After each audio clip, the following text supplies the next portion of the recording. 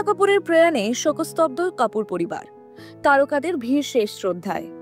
বলিউডের প্রখ্যাত কাপুর পরিবারে নেমে এসেছে শোকের ছায়া। অভিনেতা অনিল কাপুর, সঞ্জয় কাপুর এবং পরিচালক বনি কাপুরের মা নির্মলা কাপুর আর নেই। 2রা মে বৃহস্পতিবার সকালে মুম্বাইয়ে শেষ নিঃশ্বাস ত্যাগ করেন তিনি।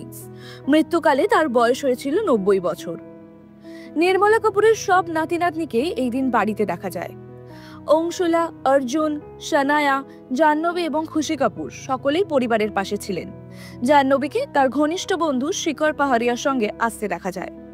কিছুক্ষণ পর খুশির সঙ্গে ভালো সম্পর্কের জন্য পরিচিত বেদাং রায়নাও অনিল কাপুরের বাড়িতে প্রবেশ করেন।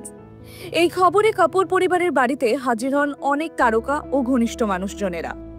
অনুপম খের, জাভেদ আখতার, রাজকুমার সন্তোষীর মতন বিশিষ্ট ব্যক্তিরাও এসে শেষ শ্রদ্ধা জানান।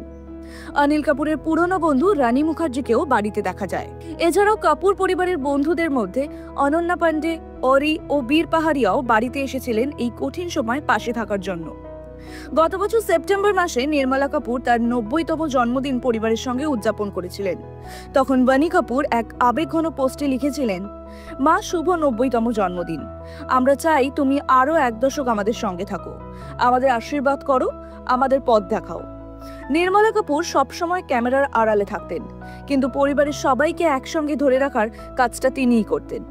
উৎসব বা বিশেষ দিনে পুরো পরিবার একসঙ্গে মিলিত হতো, আর সেটার কেন্দ্রেই ছিলেন নির্মলা কাপুর।